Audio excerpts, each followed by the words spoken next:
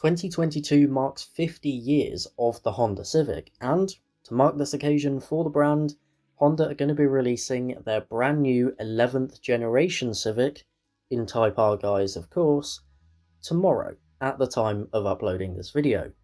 Yet despite the car not actually being officially unveiled yet, it's already broken the front-wheel drive production car lap record at Suzuka. It lapped the track in 2 minutes 23.1 seconds, taking just under a second out of the previous front-wheel drive production car lap record, which was set by themselves with the old FK8 generation Civic Type R limited edition. A car that we just so happen to have in GT7, and I think you can see where this is going. After all, the outgoing Civic Type R is no slouch, setting no fewer than 8 front-wheel drive production car lap records across the globe. And in this video, we're going to go after the one at Suzuka. 2 minutes 23.993 is the time to beat. And before you ask, why not the Nürburgring, the big one, the one that matters? Well, it's already been done. So there. A few things to clear up before we get into it. The car that I'm going to be running is bone stock. The only change I've made is one tyre compound up to sports medium tyres to be closer to the Michelin Pilot Sport Cup 2 tyres that the real car was running for its record attempt. And finally, I'm going to be doing this all on a controller.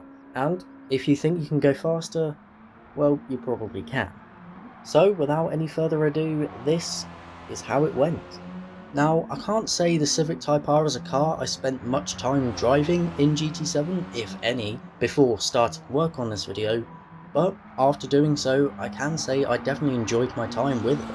And that's not something I will reliably say after driving a front-wheel drive road car in GT7. They're not particularly my thing, but this one surprised me in a few ways. Of course, with 320 horsepower going through the front wheels and sports tyres, it's always going to be struggling for traction a little bit, but it still does remarkably well, and the lack of understeer is very impressive. Over my continued hot laps, of course I'd occasionally push too hard, and while the front would sometimes feel like it's struggling and scrambling around for traction, it never gave up completely, which was admirable.